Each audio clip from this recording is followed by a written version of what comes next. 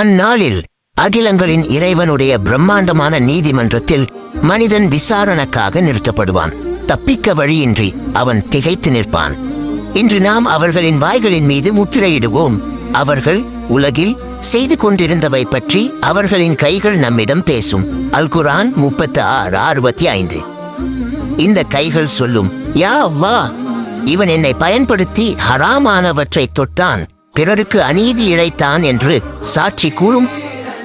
கால்கள் பேசும், இறைவா, இவன் என்னை பயன்படுத்தி பாவமான இடங்களுக்கு நடந்தான், நன்மையான காரியங்களுக்கு நடக்க மறுத்தான் என்று உண்மையை உறக்கச் சொல்லும். கண்கள் சாட்சி சொல்லும், யா அல்லாஹ், எவரும் பார்க்காத போது இவன் ஹராமான காட்சிகளை பார்த்தான், உனது அடியாரை இழிவாக பார்த்தான் என்று காட்டிக் கொடுக்கும். நாக்கு கதரும், நான் பொய்யுரைத்தேன், கோல் மூட்டினேன், வீணான பேச்சுக்களில் காலத்தை கழித்தேன் என்று தன் எஜமானுக்கு எதிராக பேசும். இதயம் பேசும், என் உள்ளத்தில் பெருமையும் பொறாமையும் நயவஞ்சகமும் குடிக்கொண்டிருந்தன என்று ரகசியங்களை அம்பலப்படுத்தும்.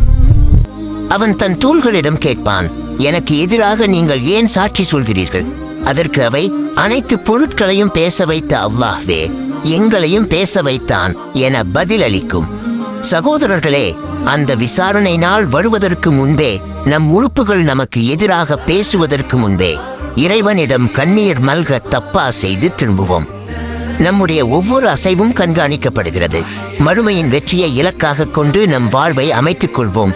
அல்லாஹ் நம் அனைவரையும் மன்னிப்பானாக. Like, share, follow, comment.